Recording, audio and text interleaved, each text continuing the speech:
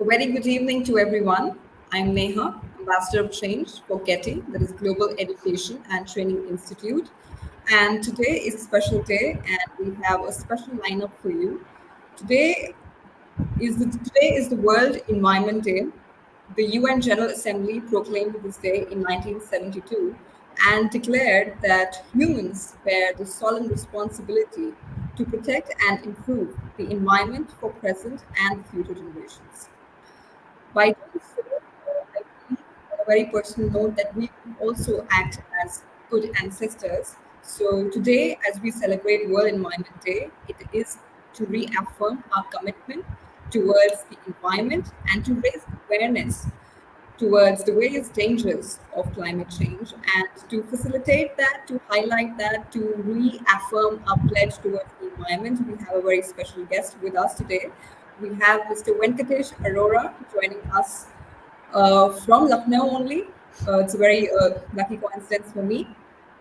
Mr. Venkatesh Arora is the commander, that is the project head for Bhumitra initiative by Swapna Foundation based in Lucknow. Is that based in Lucknow, Venkatesh?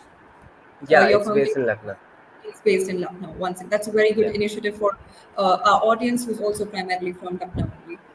A very warm welcome, Venkatesh. Thank you so much for joining us to celebrate World Environment Day and also, to showcase us your experience on this topic, condensing it from your experience, I would say.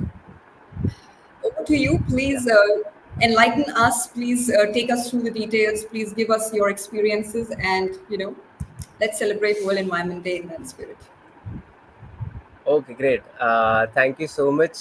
First of all, I would like to thank GETI India for giving me this opportunity. And second of all, a very happy World Environment Day to all of you. So I'm just a youngster. I'm 21 years old, and I'm just pursuing my bachelor's from BHU. And I've been involved in environmental activism from the past 2 years. And I'm also the commander and project head, that is the project head of Bhumitra initiative. So basically, we've been working for the environment for the past 2 years, and it's really a privilege for me to have this platform and share my experiences with all of you, because not many people get the opportunity to basically share their thoughts, their perspective about their experiences and what they have learned over the years. So thank you so much for giving this opportunity, and a very warm welcome to all the viewers here. And I'll just begin with the presentation. I hope the screen is visible to all the people and all the viewers here. So Yes, I've added it basically, to your. okay, I've great. added the Thank you. presentation. Okay. So basically, the topic I would be talking to you all about today is climate change and sustainable lifestyle. So when you listen to the word climate change, what is the first thought that comes to your mind, and what exactly do you think about when you think about the word climate change?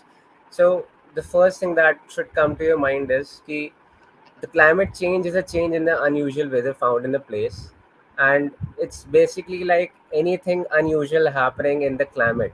So a basic difference between weather and climate is like weather is a place centric and it's calculated over a short period of time, and climate is calculated over a longer period of time.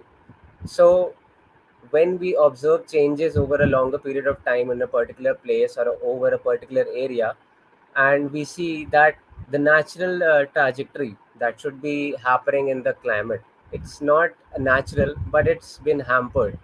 So that basically is climate change. The erratic rainfall patterns, the extreme heat waves that we all are facing right now, especially in Lucknow. Right now, I'm living in Lucknow, and I was just out for the whole day, and it was really like so hot.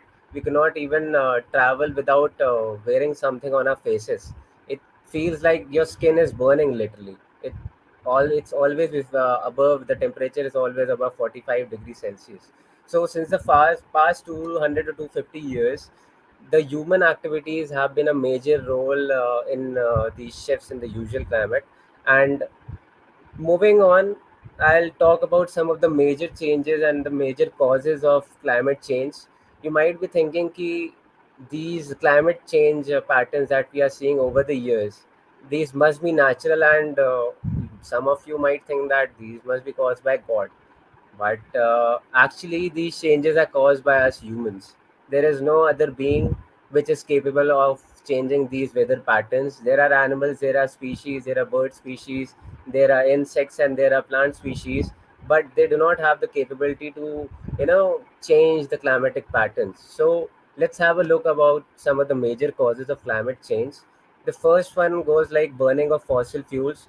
We all have, most of us have personal vehicles. We have either a scooter, or we have a car, or we have different modes of transport at our home.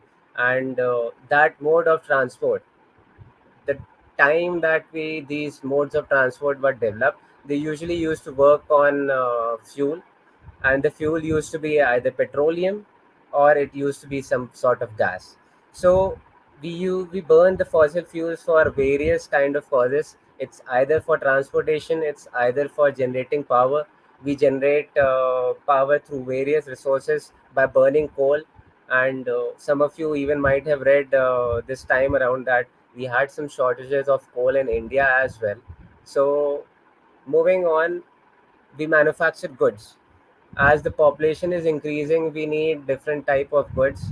We as consumers consume different type of products and things, and all of it, the production of it requires some sort of energy, so that they can power the machines which can manufacture the goods, right? So they burn fossil fuels in that particular process. And food, we all survive on food and water. And all the agriculture fields that are present right now, we practice different forms of agriculture. You all must be accustomed about it. We practice shifting agriculture, and we practice different sorts of agriculture. And for that particular agriculture, what happens is ki in shifting type of agriculture, we burn a sort of land to grow a particular type of crop. And for rearing animals and for different sort of purposes, we burn crops, or that ultimately leads to carbon emissions, right? And you know to live, we basically need different types of furnitures in our home. We need things to be created out of wood, and for that purpose, deforestation is also one of the major causes of climate change. So these are the three major causes of climate change that have been hampering the way the climate works. So moving on, guess who's responsible for all the causes that we have talked about? It's humans, of course. So for the last many years, our ways of development and ease of lives has costed us a lot. See the facts for yourself. So you might be wondering that, over the years, what has happened is ki 100 years back, we did not had the ease and comfort that we have right now. We are sitting in our rooms right now. We have air conditioners. We have water in our homes 24/7, and we have all the basic necessities that are needed by a human to survive, basically. And if you observe a pattern, you would see that we have basically opted towards a more comfortable and a more easy life, right? Things that basically are helping us to survive easily, right?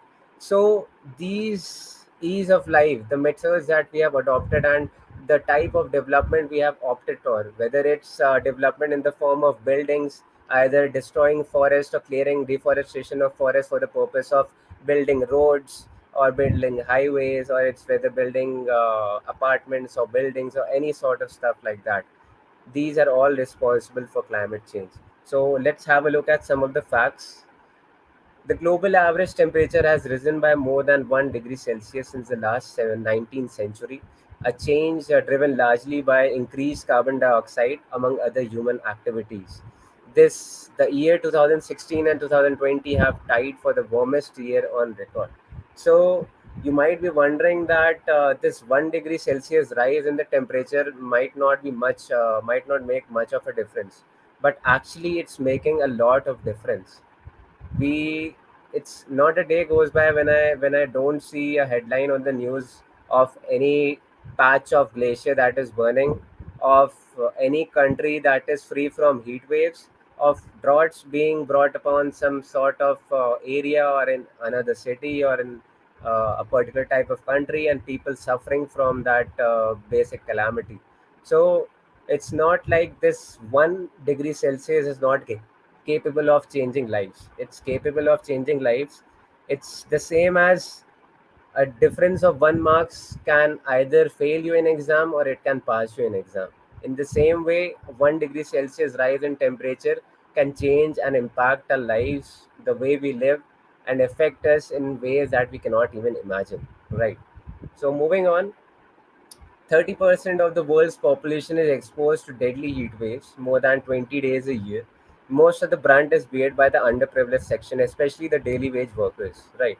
So here I would like to share some of my experiences. Like I've been working for Swapna Foundation for the almost for the past 2.5 years, and I've been to many slums where the people below the poverty line live, and they are basically daily wage workers which carry out trivial tasks. And I would not term it trivial because I would take my work back, because no kind of work is trivial, because if every kind of work matters according to me. And I've seen the way they live in their huts. They have a small hut in the area, and they do not have electricity 24/7. They do not have access to water 24/7. And we whenever we go there, we just observe the way we live. They have a small hut, and in that small hut, there are people and families which consist of more than 8 or 9 members, and they live in the small hut, so small hut, and they do not even have proper fans. They do not have proper roof and a proper walls and a proper home, and they live in that condition. So it's like what I'm trying to say to all of you. It's like we talk about climate change, we talk about how it's affecting the humans, but it's like not all of us are affected equally by climate change. The underprivileged section are the most affected by climate change, and it's a fact. Agar, like if you go to a slum area, if you observe things, if you talk to the people, they will tell you the problems that they face. And we go outside, we do our work, we sit in offices which have air conditioners, we go out for some time, we return to our homes, we have the comfort and a roof over our head, we go to our rooms, we sit in comfort. But most of the people don't have luxury to afford that kind of services, right? So that was a basic point of this fact. Moving on, more than 1 million species are at risk of extinction by climate change. So, dozens of plant and animal species go extinct every day, nearly 1,000 times the normal rate. Scientists estimate that by mid-century, 30 to 50% of species will have gone extinct. So over the past few years, I've like literally observed how we are destroying forests, especially through deforestation. I've seen the news of various forests being cleared either for the expansion of airports, or for mining purposes, or for construction of buildings, or for the expansion of or the doubling of railway lines, or for the expansion of highways, for doubling of highways. And it takes me by surprise, because I think from the perspective of the animals that are living there, it's like the forests are a home for those animals and all the animal species living there. They do not have a second home. So what we are basically doing is that we are destroying their home.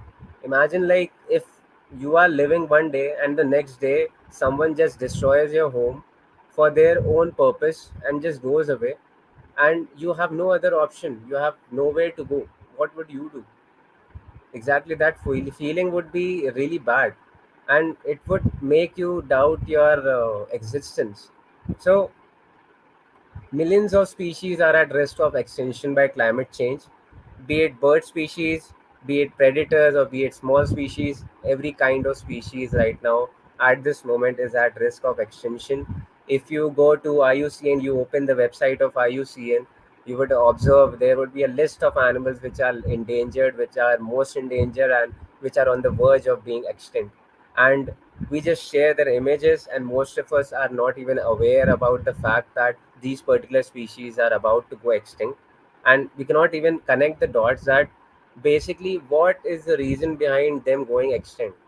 But we have to realize that fact, that when we cause deforestation, we, whether it's hunting, whether it's deforestation, whether it's wildfires due to extreme temperatures, they are being trapped. And what basically happens is there is a loss of habitat, there is uncertainty in their production, and there are various ecological reasons that are responsible for their extinction. So we have to realize the fact and we have to connect the dots. When we connect the dots, we will have the solution ultimately. So moving on, the oceans have absorbed more than 93% of the excess heat. I was just like to share one basic fact. We think that trees are responsible for most of the oxygen on this planet, but some of you might know about this particular thing that phytoplanktons are basically responsible for most oxygen that is produced in this planet, and those phytoplanktons basically grow deep down the oceans, right? So moving on, the ocean have absorbed more than 93% of the excess heat from greenhouse gas emissions since the 1970s. This is causing ocean temperatures to rise, and increasing ocean temperatures affect marine species and ecosystem. The rising temperatures cause coral bleaching and the loss of breeding grounds for marine fishes and marine animals. So the water, like most of the part of a planet, is covered by oceans and water bodies, and those oceans are majorly responsible for absorbing the carbon emissions apart from trees, right? Trees also sequester the carbon that is emitted into the atmosphere. But apart from that, the oceans are a major source of absorption of carbon dioxide and other greenhouse gases. So, what basically happens is that threshold has been passed, the capacity of something to bear. Like you touch a hot thing, and if it's not hot enough, you can still hold that thing. But if the particular liquid inside a cup it's too hot for the material, and you hold that material, you will automatically get a response to leave that material, and that material will drop and it will break down.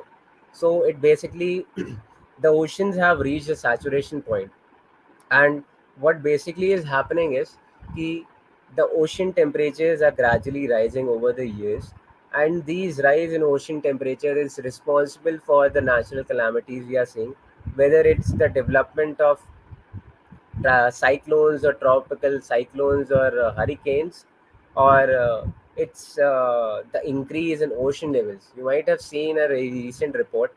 uh, it's projected that in the next 10 years Mumbai would be flooded by waters if the climate is heated at the same amount that it is being heated right now, right? So it's basic science. What happens is water gets heated, it expands. So the water is heated, the species which are living inside the oceans, they are affected by the heat, that is the increased temperature in the water.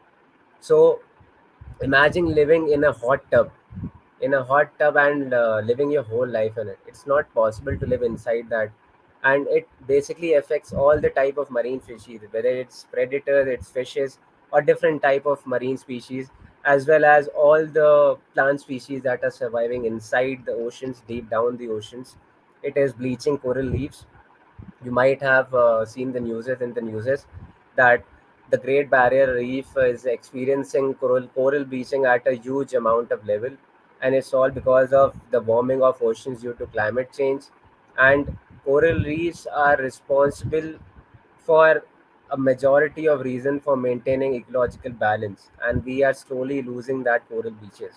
So you have to consider the fact that all the things that I've talked to you about, that single two words thing that is happening in the planet right now, climate change, it's responsible for so many things, right?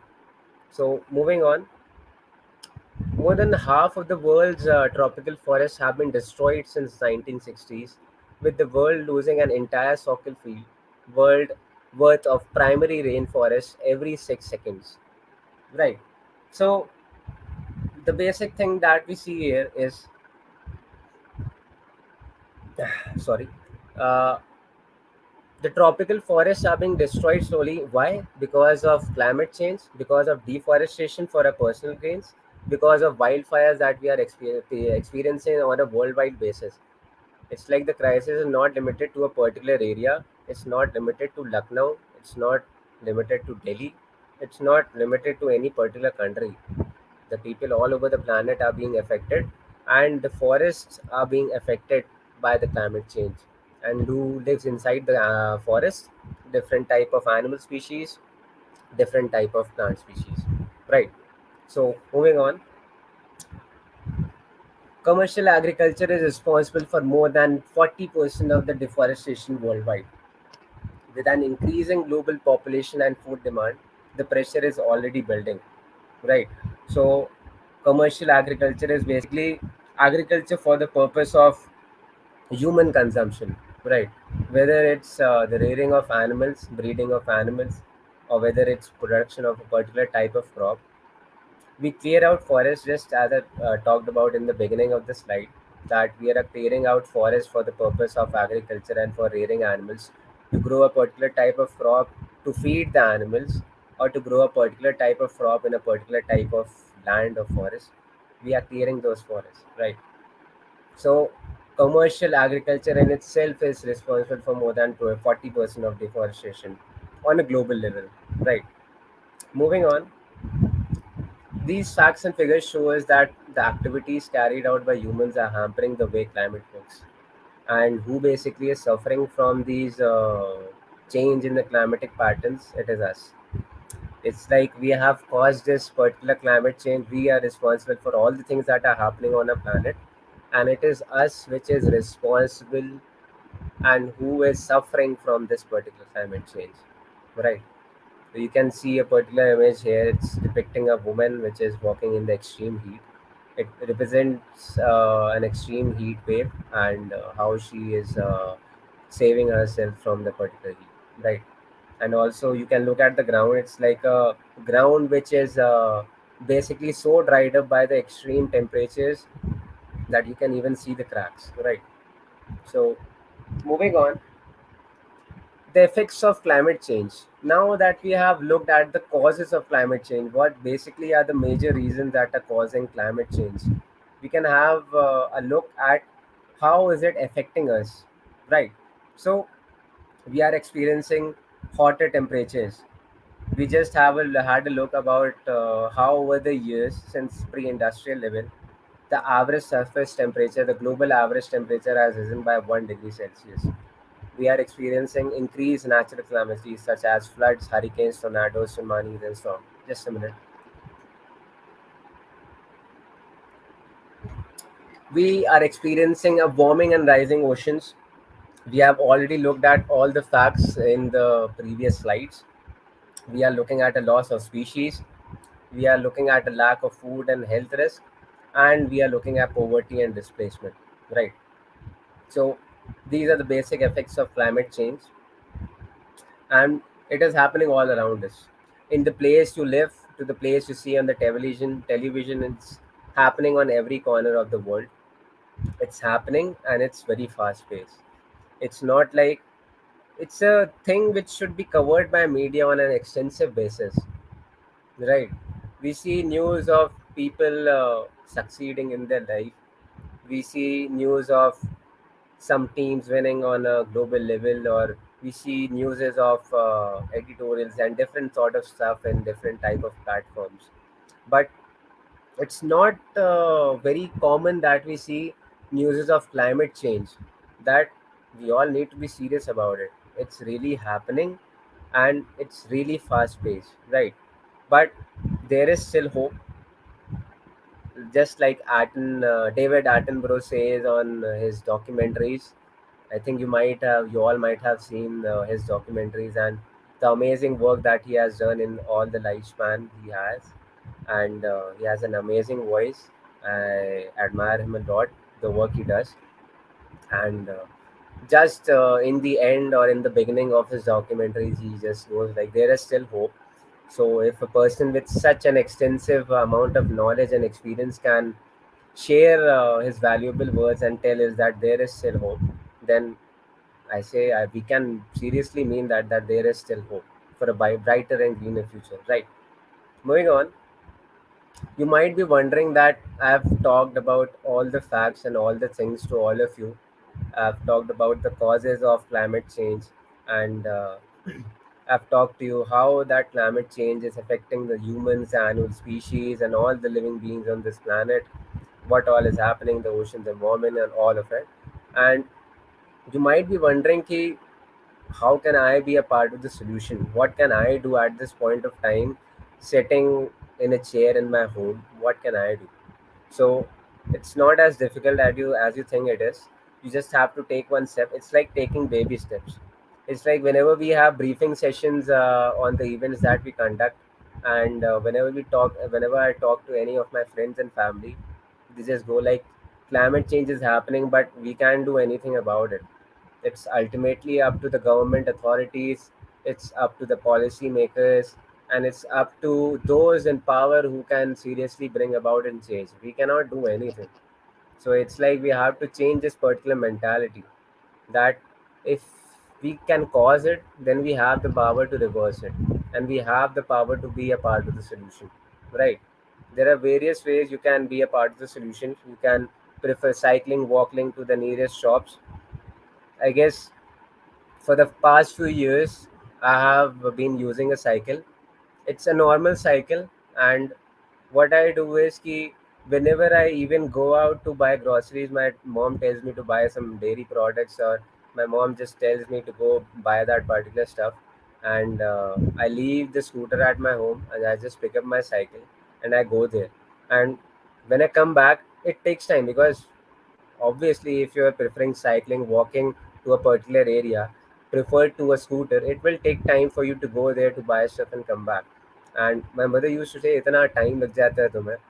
She used to say, "कि why do you take so much time in coming back?"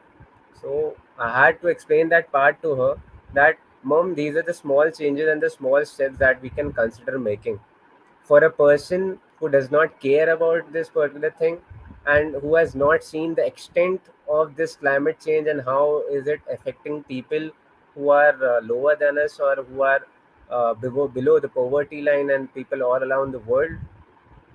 He would realize that, and I realized that particular stuff, that these are the small steps that I can take in my life to bring about a major change, right? You can do an energy audit at your home. You can see how many lights you are using in your home, and whether or not whenever you step out of a room you switch off those particular appliances or the particular lights whenever you go out. Whenever you leave your home, are all the appliances of your home switched off or not, be it lights, fans, or any type of appliances. And the basic sort of thing is key. I think waste is a general perspective. Waste is not just waste. Nothing on this planet is waste unless we term it so. So all the vegetables that we use and all the food items that we use, most of it, aside from the plastics, it can be segregated at our home, and it can be used to make a valuable compost. Like if you have certain pots in your balcony, or if you have a small garden, you just have to do some basic things to basically start segregating at your home, segregating the waste. You put the wet waste aside, you put the dry waste aside, you keep two dustbins at your home, and you have to basically bring a change. So in the beginning, what happened is I was talking to my mom, and I told her ki, "Mom, we have to start segregating waste at our home. We have to separate the wet waste and we have to separate the dry waste." And I had to explain it to her that how we will do it. And we only had one dustbin at that point of time in our home, and she said like, "You are not the one who picks up the dustbin and dumps it just outside our home for the basic rag picker to pick that up, or the nagar nigam or the authorities to pick that up.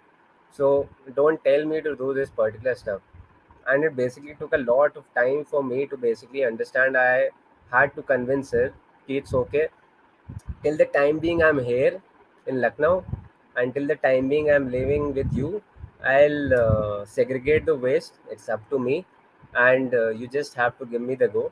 So I just brought another dustbin, and since that particular time point of time, we have been segregating waste, and it has been doing wonders for us. Because what generally happens is, we segregate the dry waste, we segregate the wet waste. We use the wet waste in different type of things. We use it for composting. We have a small garden in our home, and what we usually do is we took that wet waste, and we had that unusable containers, plastic containers that had no use exactly. So we just made some holes in it, and we put the wet waste in that particular bin, and we cover it up with some green and browns, and we repeat that process. And over a span of 1.5 to 2 months, it basically turns to a compost, and that compost can be used in your garden and gives a really lot of nutrition to your plants. So moving on, let us have a look at sustainable lifestyle. So when it comes to solution as an individual and as a society, as a collective individual problem and solution, sustainable lifestyle is the way forward. How? So first, let us talk about what does a sustainable lifestyle mean. Like, sustainable has a lot of meanings, but particularly talking about sustainable lifestyle is referred to as a net zero living or earth harmony living. It describes a lifestyle which attempts to reduce the use of Earth's natural resources by an individual or a society. So, it is basically achieved by making conscious choices in our day to day life that aim to reduce the carbon footprint. Just a second.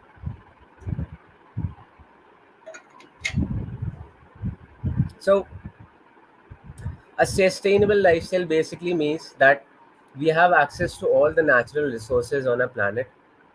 If we prefer, we can buy all the plastic cutlery that is available in the market. We can buy all the usual items, the cheapest of items that are available to humans and consumer in the market area. But it exactly boils down to us, the choices we make in our daily lifestyle, and whether or not those choices and those products are friendly and are in harmony with the nature or not, whether or not they are causing damage to the environment, or we have to differentiate between the two things, right? So moving on, now that you all know what basically a sustainable lifestyle means, how can you live sustainably? So I think I talked a lot about how you can live sustainably just in the previous slide, and some of the basic things and pointers that we have is you can have a look at them. It's like switching off unnecessary lights and electrical appliances when not in use, preferring walking and cycling to nearby places, carry your own bags and water bottle whenever you step out of your home. So, one more experience coming up. So, it's like I love giving examples while telling you all the facts, because I also listen to lectures and I also attend classes. So it's like it actually gets boring when you listen to all facts and no examples, right? So whenever we held events, and we have a team of more than 250 eco ranges, because that is what we call all the volunteers in the Bhumitra initiative. So what we usually do is whenever we go to an event, it actually we have to work on the field, and it happens a lot of time that we work in the daylight. It is actually hot, or we have to do a cleanup or any sort of plantation or any sort of event in the open ground. So we know that basically our body will dehydrate. So what we used to do in the beginning is we started telling people that were coming and volunteering on our drives to bring their own water bottles. So in the beginning, some of them used to bring their water bottles, but many of them were not in the mood, or they used to say that I'm not gonna carry a water bottle. Who carries a water bottle? It will look socially awkward. People even used to say that. But eventually, being the head of the initiative, and also one of the other commanders of Bhumitra initiative, her name is Sarah. We both head the initiative together, and what we used to do is we started carrying our own backpack, and we kept all the basic necessary items in these particular backpack. We had our usable cup, we had some cutlery, and we used to carry a water bottle whenever we go out. And what eventually happened is the people used to see that all the volunteers that used to come on the drive, they used to see that These two are not just stating facts, and these two are not just blabbering about stuff. They come on the events, they come on the drives, and they're bringing their own stuff, and they're being true to the cause, and they realize the particular weightage of the thing that we were talking about. So we observed a gradual shift in the mentality of people, and now almost all the people, all the volunteers that come on the drives and all the events that we conduct, they bring their own water bottles. So it's like it was a win for us. It was a good feeling to basically bring a change in the mentality of people, to basically change the perspective, because water at this point of time, it's not that expensive, right? You can buy a liter of water bottle for almost 20 to 25 rupees. So you do not think much before buying that water bottle. And that particular change in mentality, that after using that single use plastic bottle, you will throw that water bottle, it will go to a bin, and the authorities or the particular person will carry it to somewhere, and that particular plastic will either move on to a landfill, or it will go to a particular water body, or it will mix in the river, and it will eventually go into the oceans, and the oceans will be full of garbage patches, and it will be full of plastics. So we have to think in long term. We have to realize that our choices, the choices that we make in our daily life, they are responsible, and they can really either destroy someone's life, or they can bring a major effect on someone's life. Right?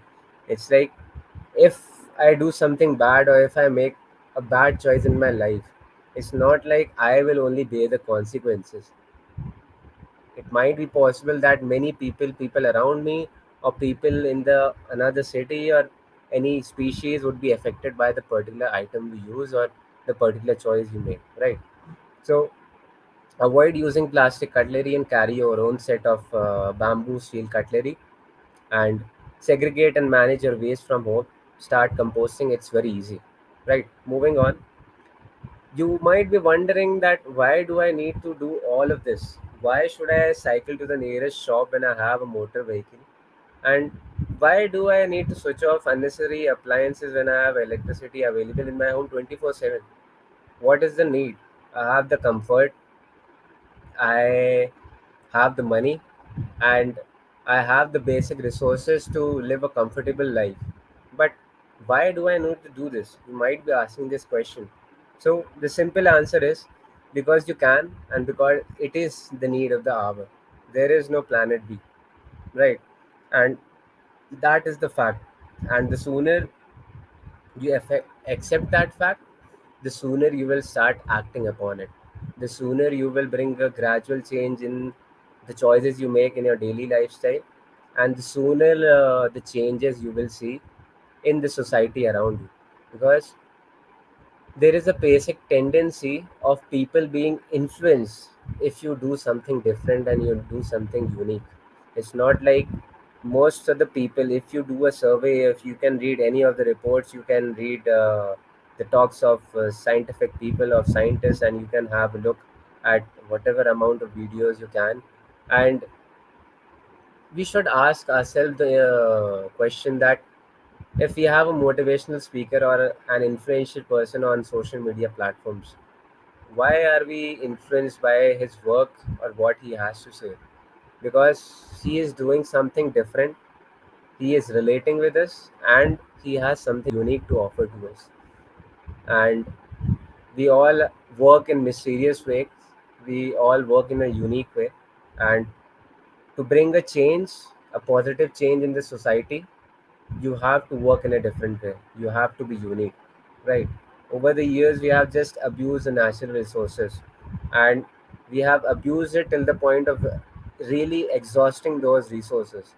So, and why is that? Because for our comfort, for ease of living, and for the purpose of development, like we talked about in the previous slides. So we have to realize that yes, we are planning missions to go on another planets. We are planning to go on Mars and another galaxies and whatnot. What must be in plan, but at this moment, at this point of time, there is no other planet that is capable enough of giving a living standard to all the humans and living beings on this planet. and we have to consider that possibility. We see all the reports of IPCC, we see reports of United Nations and World Bank and WHO, and we just, most of us don't even read that report, or even those of us who read that report, we do not realize the seriousness of the facts stated in that particular report. But we do not just have to read those facts for the sake of it. We have to devise ways, we have to devise innovative ways, we have to make choices that are ultimately contributing towards the betterment of the climate and the planet. We have to think in terms of humans. As a human, we have a tendency to help other humans and not to, you know, cause harm to them. But we are unaware of the fact that the choices that we make in our normal day-to-day lifestyle, it's basically affecting the person that is living 1,000 kilometers from us. We do not realize that fact, but it's quite possible, because it might be possible that a person live in New Zealand, his carbon footprint is too much, and he's basically his family or he as an individual is emitting a lot of carbon in their daily lifestyle, and is contributing to the increasing temperatures, and that is bringing effect to me. It might be possible. So we have to think in the terms of being generous and thinking in terms of humanity, right? There is only us, we can only save ourselves if we have to save us from this particular type of event. So moving on, we all need to act right now from today, because there will be no tomorrow if we don't realize the seriousness of the situation at this point of time. So I think I've shared a lot of experiences to all of you in the duration of the slide, and I've told you all that I've been a part of this foundation for the last 2.5 years. Just a minute. We have been involved in different campaigns, and we have been basically the initiative that we are working for the betterment of environment, and we have been a part of various plantation campaigns. We have conducted cleanliness campaigns in our home city and different cities of India. We have conducted river cleanliness programs. We have basically went on a boat inside river to clean the plastic waste. We have conducted awareness campaigns in various market areas. We have done a lot of things in the whole span of the years that we have been working for, and it really has changed the perspective and changed the human I was 2.5 years back. And I have to say this because I saw the things that was happening to my planet. When I used to conduct cleanup drives with my team, I used to see a packet of eatables. I used to see different type of products. I used to see water bottles ending up either in the rivers or ending up on the landfills and different type of land, and rendering it completely useless. And it makes you think, because when you see these particular things, it makes you think that why are we doing all of this? Like, in our ease of living and our standard of living, we are basically destroying the planet, and we don't even know about it, because most of the people, they don't step out to the areas which are affected. No one goes around a dump yard to see what type of items are being dumped there, right? No one goes into a river to check what type of plastic is flowing in that area and what is beneath that ocean. No one does that. But when you see that particular stuff from your own eyes, it changes your perspective and the way that you work. And that is what this foundation and this particular initiative has given me. And that is why I have been working for this particular thing for the past 2.5 years. And that is why I'm here sharing my experiences to all of you. Like, I'm not bragging about it, but I'm just saying ki these are the experiences that I gained over the years.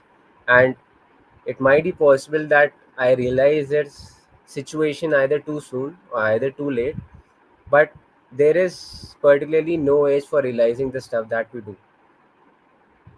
It might be possible that my parents didn't realize this particular stuff some years back, but now that I talk to them whenever I have dinner or whenever I have lunch, they understand what basically I'm trying to see, because they know I have been working on the field and I'm seeing things, and how people are affected by those particular things.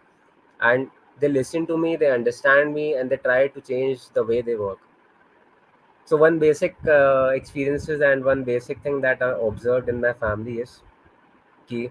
Uh, my family, whenever they used to go out to buy groceries and used to go out to buy any type of vegetables or fruits, my parents, they used to go out and they used to bring these fruits and vegetables in plastic polythene bags. And I used to see it, and I did not used to like what they used to do, because I thought there are so many bags lying around in every corner of a home. Why not you take a single bag, you take 5 bags, you take as many bags you want, and you take all the grocery items, you take all the vegetables and fruits in that particular bag, right? So I used to start poking my father whenever he or my mother whenever they used to go out, and I used to say, "Ki carry a bag and carry a big bag and put in some amount of cloth bags in it, so that whenever you go to a vendor to buy something, you do not take a bag from him or her, right?" And gradually, after 1 month, I observed, I was just sitting in my room, I was studying, and my father just opened the door. The door was closed. My father just opened the door, and he comes in and he shows me the bag, and he says, "See, I have taken all the cloth bags around with the big bag. Now, are you happy?" I was like, "Yeah, I am happy." And he has continued that habit over the period of months. So whenever he goes out, I do not have to point him out anymore to carry his own bags, right? So it's all about sharing the knowledge and experiences you have. It's all about observing and telling people about what you have observed over the years, and basically having the power to inspire people to bring a change in their lifestyle, right? So we are at the ending phase of this presentation. I hope it was not too boring for all of you, and it was, if it was boring, I'm really sorry for it. But I just tried to conclude it in the best way possible with all the things that I and all the inputs I had. So the ending thing I would like to say to all of you is like, climate change is real, and the summary of the basic presentation is key. The climate change is real. It's happening because of all of us. We caused it and we have the power to control it. It would need the effort of every individual, if not all, on this planet. From government authorities to individual to societies, we are in this together. And only we humans have the power to change this tide around. Right. So thank you so much for giving me this opportunity to share my experiences and knowledge on this platform. And to all the viewers, thank you so much for being here with me and listening to my words. We have this only one planet. I think this is the motto of this World Environment Day 2022, right? So, thank you so much for listening to me, and it was really a great experiences. For the disturbances in the between, very sorry. I think my It's throat was going absolutely dry, okay. so I had to drink some water. Yeah, It's absolutely okay. Thank you so much, Venkatesh. That was a very, I would say, overwhelming presentation. But I don't know why I should have expected an overwhelming presentation, because we're talking about the planet. This should not be yeah, flowery and all unicorn and mermaids. That was yeah, very wonderful captured from right starting from the coral reefs to your own experiences. I think you've covered so much in just, yeah, I think, about a span of some 45 to 40 minutes. So thank yeah, you so much for that. And are you okay with taking a question from the audience? There's a question they would like you to expand on the global warming. I mean, there's not a concrete question over there, but they just want you to expand on yeah. global warming if you'd like to take that one. Okay, yeah, I would try to answer it to the best of my knowledge and experiences. Like, what is the question? It's just global warming, expand. That's it. I think they just want to know something more about it, or something that something that we do not know about global warming. Maybe if you could tell us that, just, something like that. Okay. Uh, like the if you're talking about basically the expansion and the effect of global warming on people, so global warming is basically responsible for all the news that you see of the melting glacier and the melting glacier patches. So what usually happens is ki the climate is changing and the temperature is rising gradually. If it was rising gradually, it would not cause a major rise in the ocean. But what is happening generally is ki all the glaciers, the rate at which they used to melt and they used to feed the water bodies and the rivers, they are melting at a much greater rate, right? And all the water bodies that are fed by the glaciers and all the rivers and all the water bodies that are fed by the glaciers, they are basically experiencing a rise on a very great level, and that Okay. particular rise in the water bodies, it's causing particular cities and particular countries to be over flooded. You see Okay. news of basic countries and states being flooded by these waters, and it's one of the major causes. That it's not like you read a news article and you see, yeah, this glacier has melted, and that's about it. It's not that's about it. It's like that glacier has melted, and it has given a rise to the particular water body, and that Okay. water body flows through the different cities, because all the human establishments that are built, they are built around the rivers and around water bodies, because Yep. water is the basic essential thing of our survival, for our survival. And when we see a rise in those rivers and water bodies, and the river flows through the cities, it basically floods them because it has risen more than natural. So global warming is responsible for extreme heat waves, all the heat waves that we are experiencing at this point of time. It's responsible for all the tropical wildfires that we see on the news, whether it's the Australian fires or fires in any country around the world. These are the major things that global warming is responsible for. And one of the things that like I would like to share, that I observed that global warming and basically climate change, the rising temperature, it has an effect on a behavior as well. If Okay. it's a rainy day, if it's a rainy season, or if the weather is pleasant, you go out, your mood is very good. It's like you interact with people, you can basically travel outside for hours. But if it's too hot, it makes your mind a bit fast paced, and it basically makes you angry, it makes you irritated, and you just want, you just don't feel like doing anything. It automatically Yep. puts your mood off.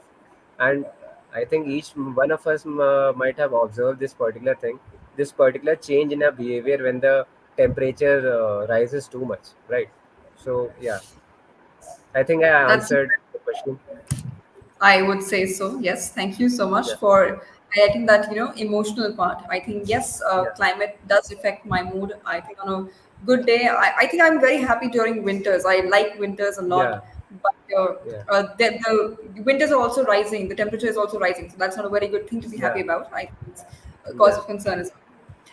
yeah. Well, thank you for taking that question, but I will not let you go before you answer one small question of mine. Is that Okay. most of our audience is teachers. We're a teacher training institute. Most of our audience are teachers and students and Yeah, parents. So, do you yeah, have any advice for the education fraternity in general as to how they can contribute towards, impacting environment in a positive yeah, way, something at the end of the day that teachers can do maybe in their classrooms or parents can do or yeah, children can do, although you have highlighted individual steps, but I'd like you to yeah, sort of iterate them from a teacher's perspective maybe. yeah. Yeah, I think from the perspective of teachers, educating the children about the basic problems and about the basic terms, and basically telling the children that, yeah, we humans are responsible for the changes in the climate. Basically, climate education is very important and should be a very important part of the curriculum of education in every country. I think some of the countries are even adopted that particular curriculum of including climate education and environmental education in their curriculums. But even though if it's not included in the curriculum of a particular school, the teachers should basically interact on a basic level about telling the students about the problems that are happening on our planet, and basically linking that to climate change, so that students get a perspective, and when they go home from the school, they experience things. And the basic school timings, they are they start in early morning and they end around the afternoon. And I just I just got a flashback of my school days, how I used to come back from my cycle in the hot days. And whenever I used to come back from to my home, my mother used to say, you like looking like a monkey, you're like so red. And I used to be affected by it a lot, because the heat used to be so extreme when I used to come back, that I used to cycle so fast that I just wanted to reach home as soon as possible. But I did not know why. I used to think that it's like the temperature is too hot, but I don't know why is it hot, what is happening. And it might be possible that even I would be responsible for it. But what I used to do is I used to blame God for it, that God Yeah. is God is causing all of this, and it's not like I have nothing to do with this. Then why am I suffering from this particular problem? So I think the particular education about climate, it would give a perspective to the students, and for all the other people, all the students and all the people that are attached here. You basically need to start from your home, because change begins from your home. Exactly.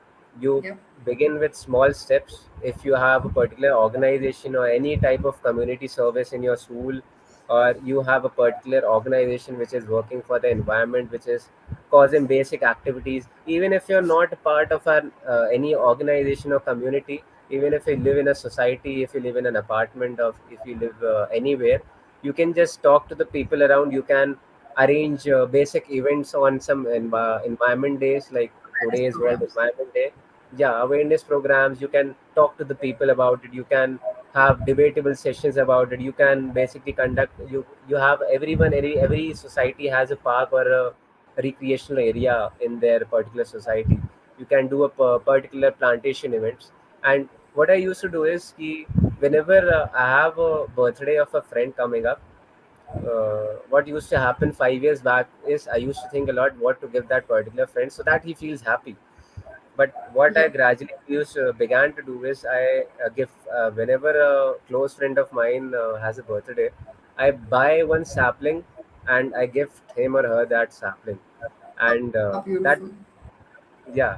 So that basically happens because you're gifting someone a sapling. That person will plant that sapling in his home, and it will have an emotional connect to that sapling because you given to that person on his or birthday.